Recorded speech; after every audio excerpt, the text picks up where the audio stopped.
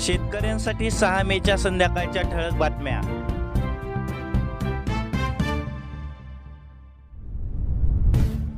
महाराष्ट्रात 6 मे पर्यंत हवामान कोरडे राहील। त्यानंतर 7 ते 11 मे दरम्यान राज्यात पावसाची शक्यता आहे।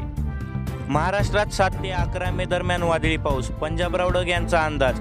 राज्याच्या अनेक जिल्ह्यात अवकाळी पावसाची हजेरी पाहायला मिळणार आहे। 8 राज्यात अतिसघन कापूस लागवड प्रकल्पाचा 30,000 एकरावर होणार विस्तार। प्रकल्पाचे हे दुसरे वर्ष असून यंदा लागवड क्षेत्रात वाढ प्रस्तावित आहे। सुमारे 30,000 एकरावर प्रकल्पाची अंमलबजावणी होईल। वाढत्या उन्हामुळे साखरेला मागणी, दरातही सुधारणा। पंधरवड्यात प्रति क्विंटल 100 रुपयांची वाढ, दरात आणखी वाढ अपेक्षित। पाऊस गारपीट होऊनही पीक नुकसान नाही, टेबलावर तयार केले संरक्षण अहवाल।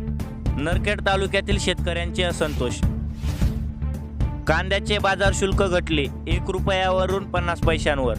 पिंपळगाव वसंत बाजार समितीत ऐतिहासिक निर्णय। उन्हाच्या चटक्याने राज्य होरपळले, अकोला येथे उच्चांक 44 अंशांवर तापमान। विदर्भ मराठवाड्यासह पावसाचा इशारा। परभणी हिंगोलीत कापसाची 12 लाख क्विंटल खरेदी।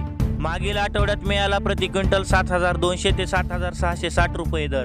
मात्र CCIची कापूस खरेदी बंद आहे।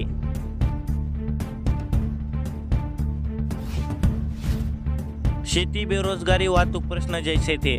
5 वर्षातही याच प्रश्नांवर पुन्हा आढळराव। डॉक्टर कोल्हे यांच्यावर लढत। कांदा, शेवगा, मटार, फ्लावरच्या भावात वाढ। पुणे बाजार समितीत राज्यासह परराज्यातून भाजीपाल्याची सुमारे 90 ट्रक आवक। मात्र बहुतांश फळांचे भाव स्थिर। बाजारपेठांमध्ये हापूस, देवगिरी आंब्याची मागणी वाढली, मात्र गावरान आंब्याला भाव नाही।